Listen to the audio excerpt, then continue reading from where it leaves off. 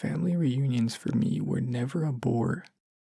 Most of my cousins were my age and they were absolutely crazy.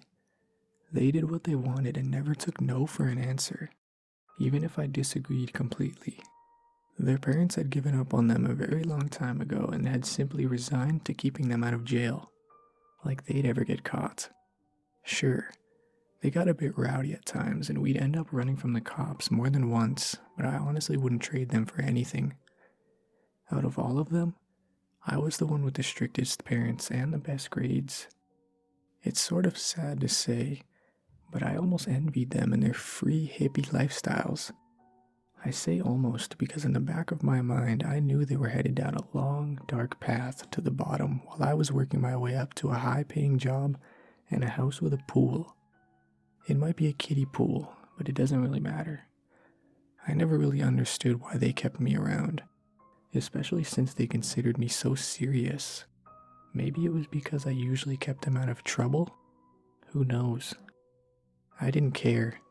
Anyway, especially when we were too busy drinking beer and smoking cigarettes.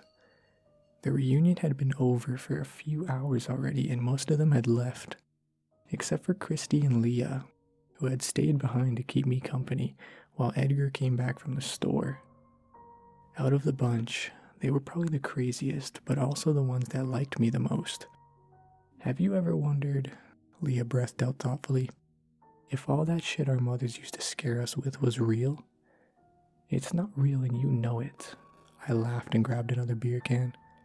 How many times have you snuck back home through the river?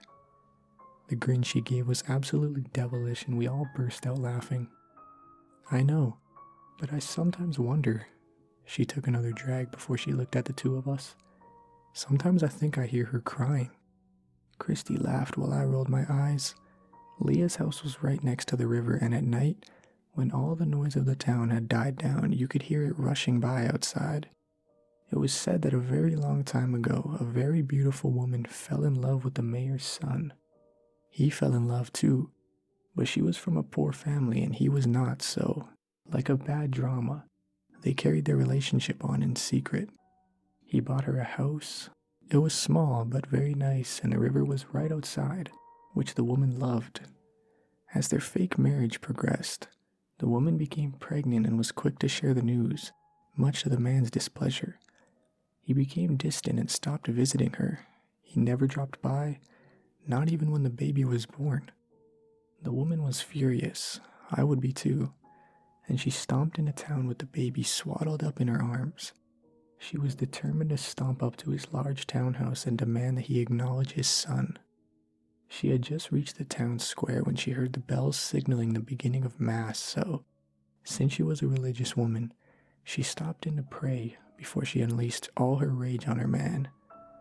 I don't understand why she decided to stop. She could have saved herself so much pain if she had never seen the wedding taking place that day.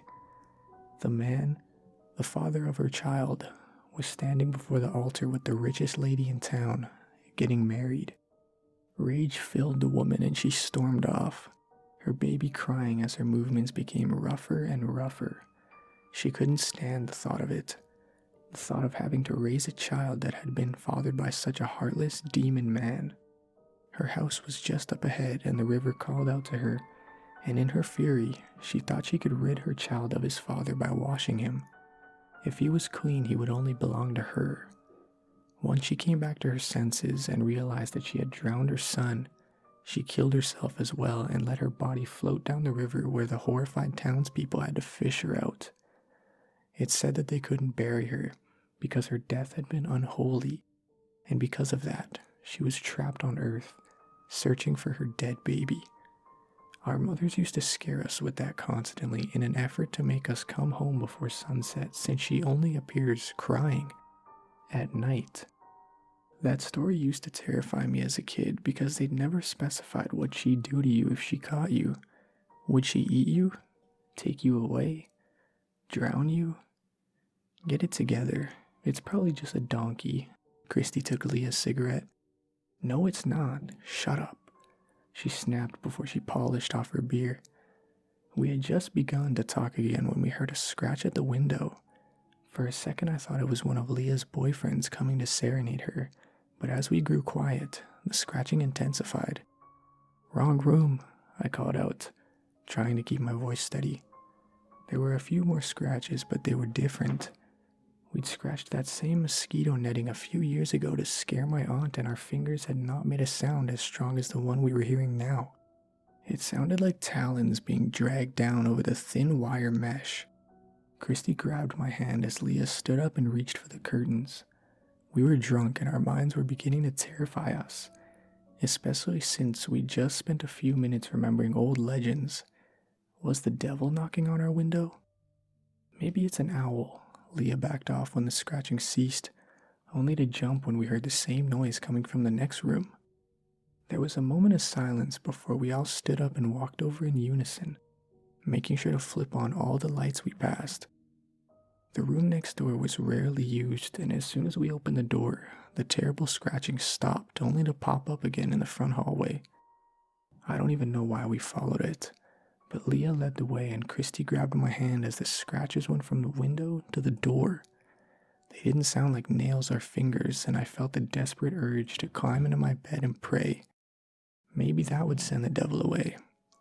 "Hand me that broom," Leah pointed at a long broom leaning against the wall next to me, and I wordlessly handed it to her before I backed up a few steps. I don't know how she managed to be so brave.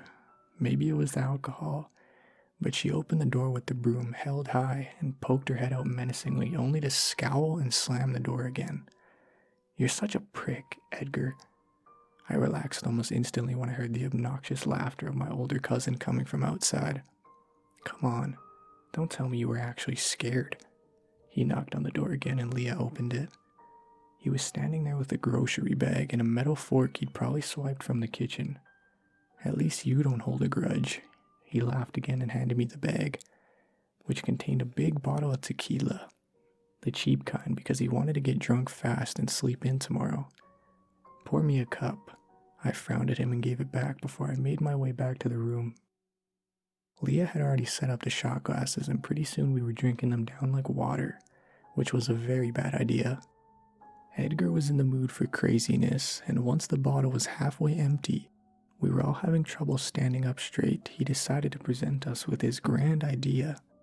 "So, you know how you guys were talking about the crying lady? How about we go out there and look for her? Maybe we'll finally be able to get the full story out of Grandpa. Our grandfather had seen her once, or at least we'd heard he had. He didn't really like to talk about it, and no one had ever been able to pry the story out of him." "Hell no," we answered in unison, and he sat back down with a frown before he continued to drink with us. It took a while, but eventually Christy was down for the count. She'd curled up with a pillow and fell asleep right as we polished off the bottle. It was nearly 4 o'clock and we were starting to debate on whether we should go to bed, go see if there was anything left over from dinner, or go take a drunken drive around the empty streets. Keep in mind we were totally gone at this point. We were babbling by this time and we were absolutely down for anything at all. Edgar noticed and took advantage. "Come on, you guys, let's go look for her. It'll be an awesome story tomorrow." "We could scare the children." Leah was laughing and I joined her. "We could write a book." This went on for a while, but the point is that we agreed to a very stupid idea. Edgar grabbed the broom Leah had threatened him with earlier and led us out to the front door, making sure to leave it just a tiny bit open, and down to the path that led to the river. It had been raining quite a bit over the past few days, so the ground was muddy and we took quite a few tumbles. After a particularly nasty one that left my head spinning, I wanted to stay there and slowly crawl my way back to the house so I could sleep the alcohol off. But Leah didn't let me. She grabbed my arm and we both stumbled after Edgar, who was already yelling out into the night, his words slurred. "Come on, lady, I'm waiting for you." He brandished the broom above his head. "I'm here to help you find your baby." A cold breeze swept through us and I shivered. Something had happened and my fuzzy brain was having trouble understanding it. The sound of the river magnified for a terrible second before it died down again. Edgar was still screaming and brandishing his broom while Leah was squeezing my hand, her unfocused eyes scared as they looked around. She knew this was a bad idea, but she wasn't going to admit it, especially since she'd agreed so enthusiastically just moments before. I was already moving my feet, pulling them out of the sticky mud so I could walk back to the house. The breeze had died down and I jumped when Leah's nails dug into my arm. I turned around and saw Edgar fall, his broom forgotten next to him as he scrambled towards us. His movements were desperate and he kept looking around, as if the lady had finally appeared. He was still on the ground, panting and crawling before something I couldn't see picked him up by the back of his shirt and stood him up. His eyes were wide and terrified, and I struggled to stomp past the mud and reach the grass where I would be able to run back home. My heart was in my throat and it almost exploded when something heavy knocked me down onto the ground. I thought it was Leah and that both she and Edgar had concocted this terrible prank to scare me out of my wits, but I could hear Leah screaming somewhere ahead of me. I opened my eyes and saw the night sky above me before something flickered in my vision. It looked like a thin black scarf, like the ones the old ladies wore to church on their heads. The scarf hit me in the face and I recoiled violently. It was soaked with cold water. "You taste familiar." The voice was raspy and slightly nasal, barely above a whisper, and as it spoke, I had the disgusting sensation of a tongue on my cheek. It left a slimy trail down my face and I retched. I screamed and opened my eyes to see a white, bloated face with dead fish eyes staring at me. The teeth in the woman's gaping mouth were yellow and had moss growing in between them. She reeked of dirty river and her cold hands were pushing me down even as I struggled.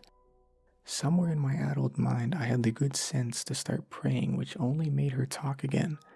He never helped me, so why would he help you? She stared down at me again and cocked her head to the side in a very grotesque manner. I could hear the squish of her swollen skin as well as the crack of her brittle bones. "You don't have children for me." The way she said it made me glad that I didn't have any kids, because I was sure that she would have killed me to take them. Had she asked my grandfather the same thing? The thought struck me suddenly and I shook my head violently while I mouthed a silent no, too scared to actually speak. She was beginning to drip on me, the river water seeping out of her clothes and her skin as she leaned in closer, the foul smell of her mouth making me gag. "Then I'll have to take you."